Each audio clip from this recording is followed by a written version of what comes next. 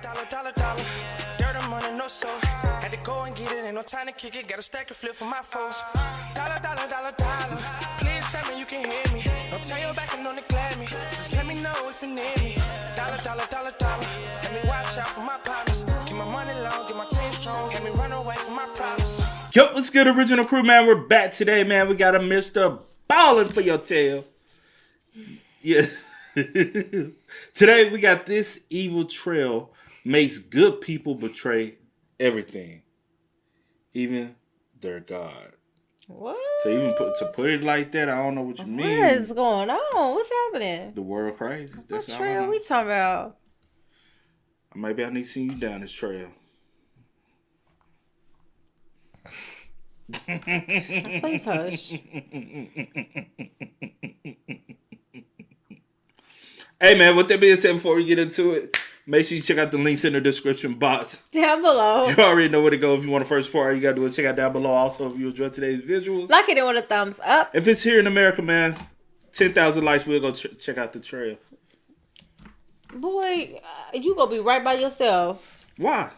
Come on. Shawty, want you ride with me, we can get it low. Oh! She's such a hater, bro.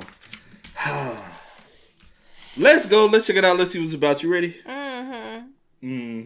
One night in 1870, two best friends were out in the wilds of the Canadian wilderness when they discovered this gigantic gold mine. But within just a few hours of this seemingly incredible discovery, something horrible happened to these two men that kickstarted a chain of tragic events that today we still do not fully understand. But before we get into that story, if you're a fan of the strange, dark, and mysterious delivered in story format, then you've come to the right place because that's all we do and we upload once a week. So if that's of interest to you, please offer to make the like button their favorite dish, fettuccine alfredo. But replace the alfredo sauce with poisonous sea urchins. Also, please subscribe to our channel and turn on all notifications so you don't miss any of our weekly uploads. Okay, let's get into today's story.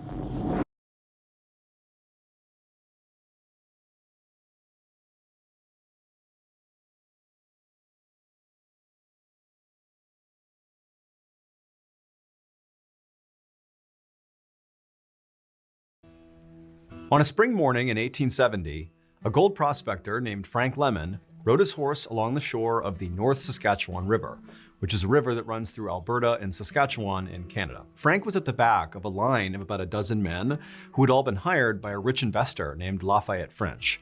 He had commissioned them to search the Canadian wilderness for potential gold mines. And if they found a gold mine, then French would bankroll a full-scale mining operation and pull out all the gold he could, and these men who found it would get a cut of the profits. When Frank had signed up for this job, he had thought it was a great opportunity.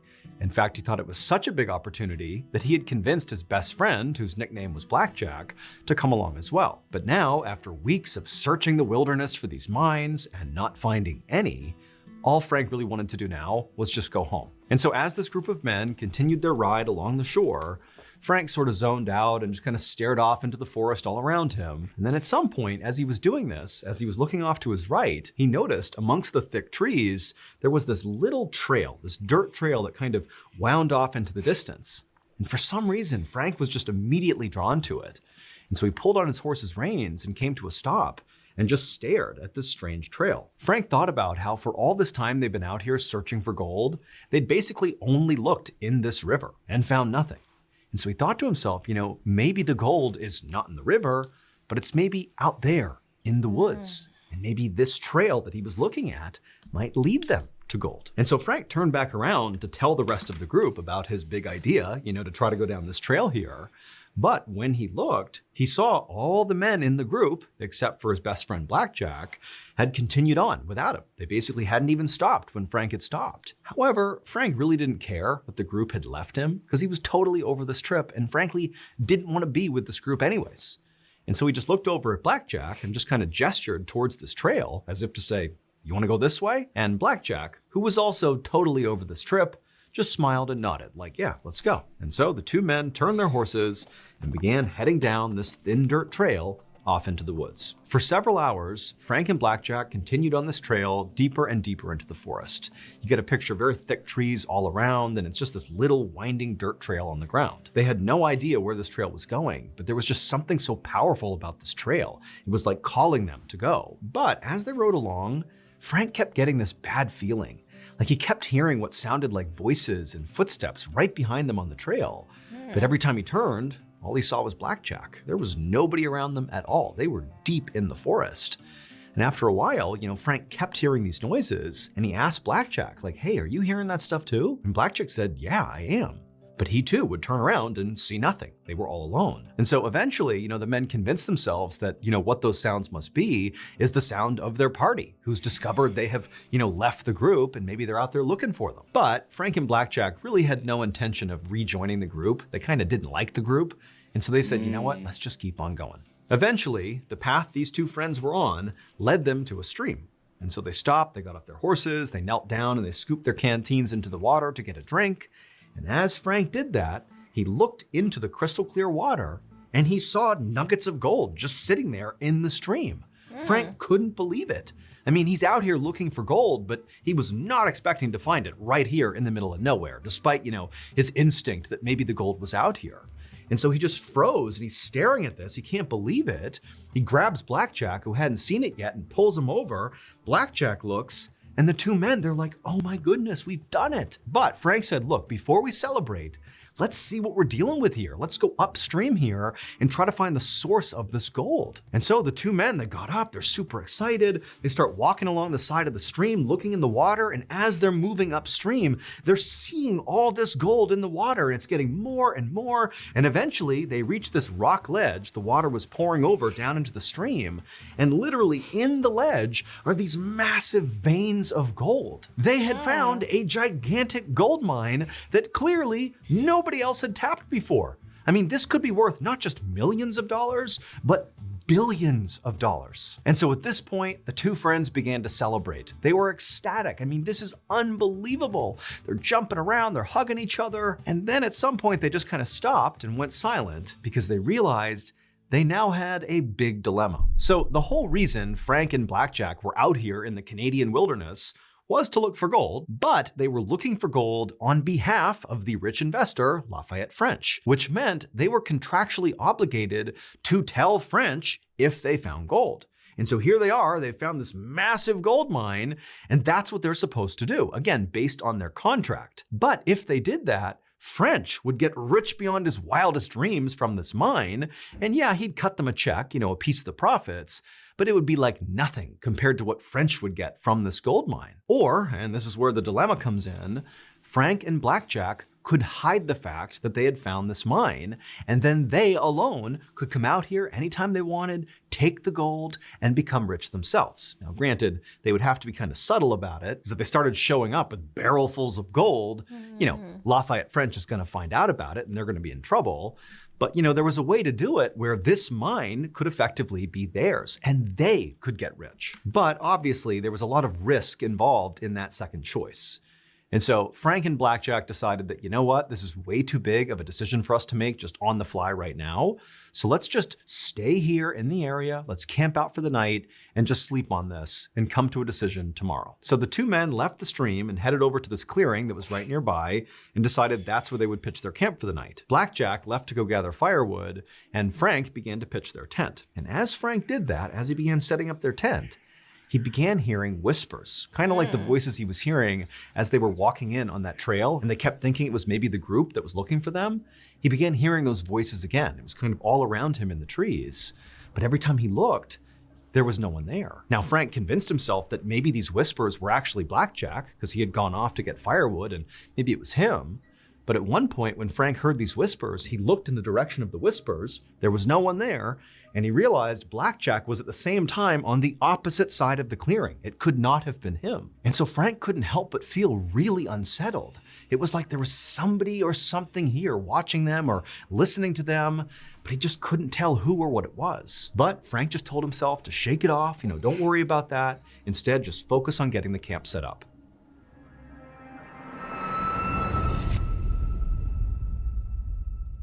A few hours later, Frank and Blackjack were sitting on a log in front of their campfire eating rations, talking about what they were going to do with the gold. At some point, Frank said what he was really thinking about this whole situation. He told Blackjack, look, I think we'd be so stupid to tell Lafayette French. Why should we take a small payday one time when we can basically have an endless supply of wealth for the rest of our lives? But when Frank looked over at Blackjack to see what his reaction was to this pitch, he could see right away that Blackjack disagreed. Blackjack was kind of looking... What you do? What you do if you're in that situation? I'm taking it for myself. Like, you want it, you come out here and get it yourself. Why I gotta do the you hard better come out here and look the same way we did, huh? Right. Why I gotta do the hard work and then you just get rich, come me a little check, and then That is true, You know what I'm though. saying? Like, you can come out here just like I can. That is true. I mean, hey. But what if he like, if y'all don't tell me, I'm gonna take you and your family? By that time, baby, I'm gonna get enough. I don't know. But how would you know? Unless I'm like really showing up and I'm like flashy with it. How many people typically are flashy with? And you have to be quiet and not let anyone know. Not even family. Like just you and Blackjack, cause y'all together, so y'all the only two. Yeah, cause Your even family, hey, I just just came up on a little money, or I've been doing a little bit more work. I've been doing a little bit more, whatever he do to make money. But I only let it show a little bit, like not all at once. Yeah, you know what I'm saying? Yeah, I gotta look out for me and my family. Action was to this pitch. You could see right away that Blackjack disagreed. Blackjack was kind of looking down, and he kind of turned to Frank and was like, look, it's morally wrong to lie here. I would rather be poor and honest than rich and morally bankrupt. And so what had started as a civil discussion, from this point on... The fuck wrong with Blackjack? Blackjack's scared of Lafayette. He got the wrong name because there ain't no Blackjack move, bro. That's what? I'd rather be poor than... I mean, yes, I want to be honest about it, but I mean... I'd rather be poor and honest than rich and... Me not saying that... Well, I guess me saying that we didn't find anything is me being dishonest. I don't give a fuck. I mean, I don't want to be dishonest. We didn't find nothing... Hold on. We didn't find nothing for you. Exactly. That's what I was headed. We didn't find nothing for you. I found some. Unfortunately, we wasn't able to find any gold for you. It's wording, right? It's all about wording. It's not what you say. It's how you say it. Rich and morally bankrupt. And so what had started as a civil discussion from this point on really escalated and just became a full-blown yelling fight, with both men absolutely refusing to budge on their stance about what to do with this gold. And eventually, when the two men were standing up and just screaming in each other's faces, Blackjack finally just threw his hands up and said, you know what, enough. And he turned around and stormed over to the tent and disappeared inside. For a minute, Frank just stood there stewing by the fire, just completely furious that Blackjack didn't see it the way he saw it. But eventually, Frank kind of calmed down and thought, you know what? I need to go to bed too. Obviously, we are not near a decision. We need to sleep on this. And so, even though Frank was still upset, he walked over to the tent too, didn't say a word to Blackjack. He just climbed inside, got into his sleeping bag, and tried to go to sleep. But after laying there for a while, when Frank had not fallen asleep, and his friend Blackjack had, he was snoring and passed out, Frank just could not help feeling enraged again at his friend. Like, how can you not see this opportunity here? Why in the world would you tell Lafayette French? That's so stupid. And so Frank just laid there restlessly, tossing and turning, listening to the sound of Blackjack snoring and getting so mad at him. And as he did, Frank went from, I need to convince Blackjack in the morning that we need to keep the gold for ourselves, to I need to stop Blackjack from telling anyone. He is an obstacle. He's not a friend. He's a problem. And as he thought about this, these dark thought loops were going through his head. Frank just became consumed with rage. That's that greed getting. You know what I'm saying? That's what that is. Now, it was like he couldn't control. You said now what? And I wouldn't get to that point. Going through his head. Frank just became consumed with rage. It was like he couldn't control what he was doing. And in that moment, Frank found himself getting up, walking out of the tent, and grabbing an axe. And before he could even think about it, he had walked back into the tent, raised the axe, and driven it into Blackjack's skull, killing him instantly. No. Oh. A few minutes later, Frank was outside sitting by the campfire looking at his bloody hands, wondering what just happened. How could he have just done what he did? That was his best friend. What had come over him? It was like Frank was a different person. He couldn't understand. But as Frank was sitting... You said what? I said there's some demons out there, the voices they hearing. That's what I was saying. You ain't gotta be Don't push me, cause I'm close to the edge. over him. It was like Frank was a different person. He couldn't understand. But as Frank was sitting there grappling with what he had just done, a twig suddenly snapped over in the direction of the tent. And instantly Frank looked over, like, who's over there? What's going on? And as he looked in the direction of the tent, he began to hear this low, guttural moaning. It almost sounded like a dying animal. And he thought for a second, like, wait a minute, is Blackjack not actually dead? Is that him making that noise? But at the same time, Frank's thinking, that's not possible. I practically split Blackjack's head in half with that axe. He can't be making that sound. But before Frank could even begin to process what he was hearing, this sound, this moaning sound, got louder and it got closer to Frank, like it was moving in his direction, but there's nobody here. And so Frank is horrified, and then right as the sound is practically on top of him, he began hearing those whispers, those voices he'd been hearing in the woods on the way out here. Except this time the voices were clear. They were talking to Frank, and they were saying, you're gonna be tortured for what you did to Blackjack. And then just as soon as these voices began, suddenly they stopped. The moaning stopped, and the entire forest just went deadly silent. And Frank is just stuck there staring in the tent, wondering what's happening. And then the silence was broken by this unbelievably loud, high-pitched, blood-curdling human scream coming from the tent. And it was at that point that Frank just got up and sprinted to his horse and began riding away from the gold, his friend's body, everything. He didn't care. He needed to get out of there as soon as possible. But the second he began blindly galloping through the forest away from this area, he began hearing whispers and heavy footsteps right behind him as if they were following him out of the forest. But Frank was so scared, he didn't even dare turn around to look. He just rode as fast as he possibly could. Hours later, Frank suddenly emerged from the dark forest, and just by absolute happenstance, he arrived right in the town that he and the other gold prospectors had passed through on their way out into the woods. And the moment Frank left the tree line and actually entered into this town, the whispering and the footsteps, which had basically chased him all the way to this point, they stopped. Suddenly, Frank was all alone. Now, by this point, Frank had convinced himself that everything he had heard in the woods, the voice telling him he was going to be tortured for what he'd done, the heavy footsteps, the whispering, the screaming, the moaning, all of it, everything that had caused him to flee was actually the ghost of Blackjack. That after he had killed his friend's spirit had immediately risen and sought revenge on Frank. That's what was happening. And this horrified Frank so much that he didn't care at all about the gold anymore.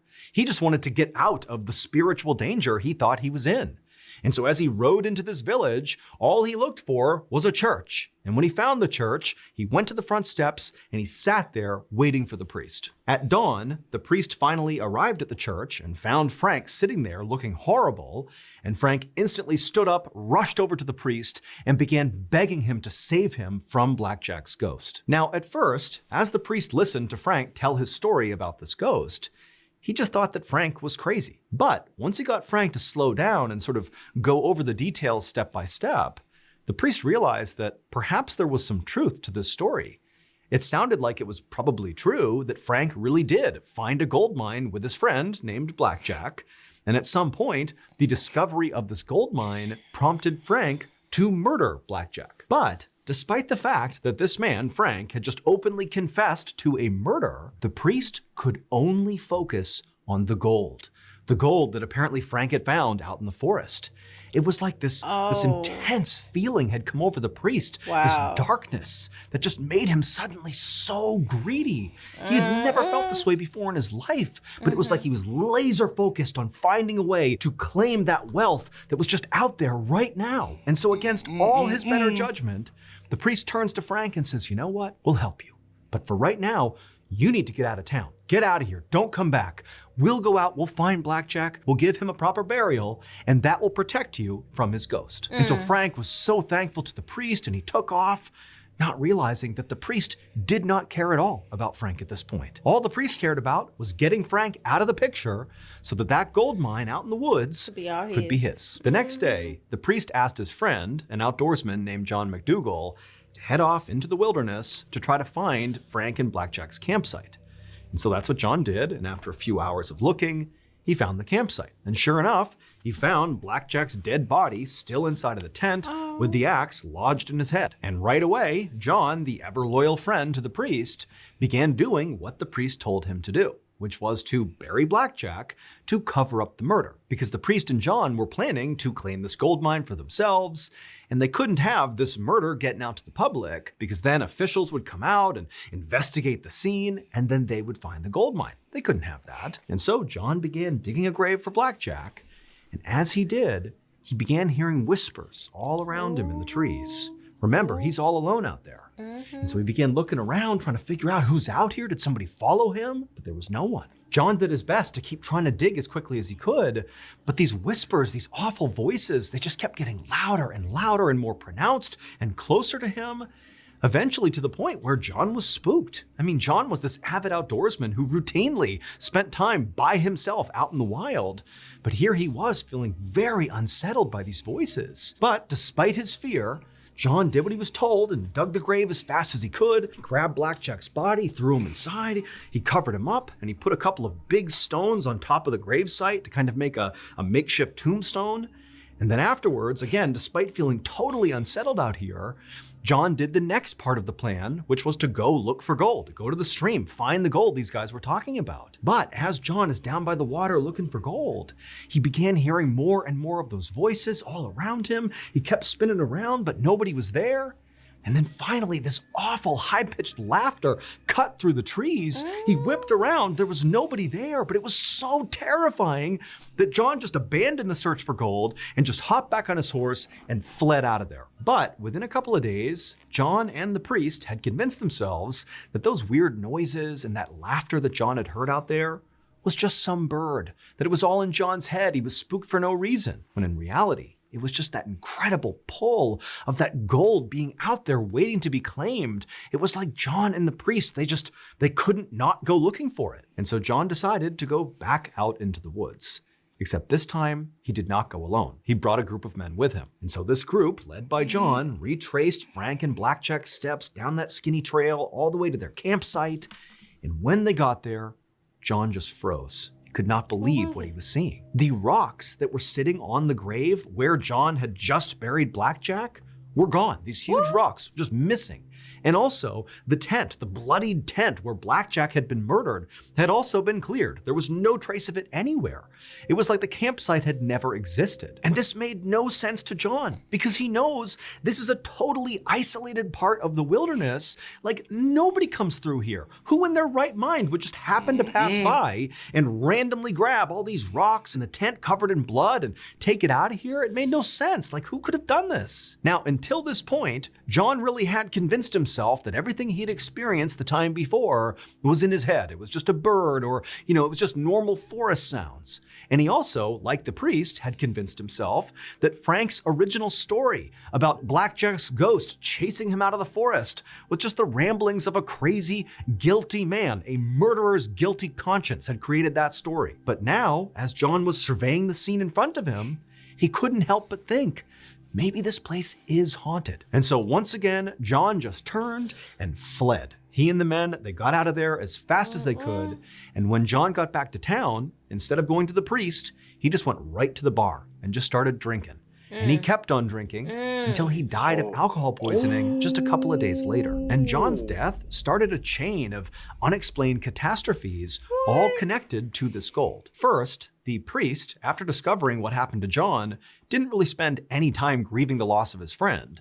Instead, the priest just saddled up and headed out into the woods to find the gold himself. However, he found the trail that led out to the campsite and to the gold had been destroyed in a forest fire. Then, Lafayette French, the rich investor who had bankrolled the original expedition, He heard about the mine and decided he would go find it. However, the guide that he hired to take him there literally died on the way into the forest. By this point, French had heard all the stories about how, Blackjack's ghost was out in this forest haunting the area, preventing people from finding the gold. But French ignored all those stories. Just like with Frank and the priest and John, it was like that gold had an unbreakable hold on him.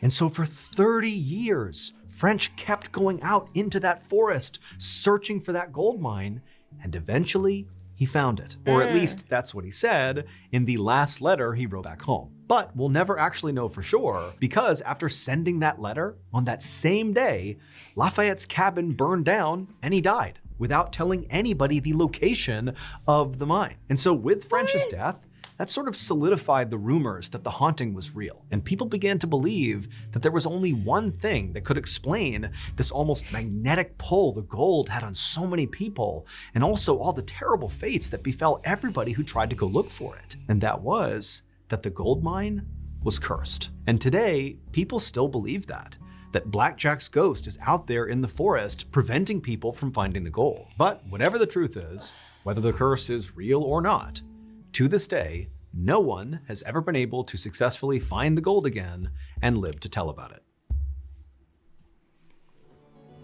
Are you the type of person... Ready for go for a trip, see? But it would have been if you do believe that, then it would be someone else's spirit, is what I'm trying to say. Because they was hearing voices. They were hearing voices before... before Blackjack. Before Frank did that to Blackjack, yeah. So it would still be haunted by somebody else. Yeah. And I was thinking the same.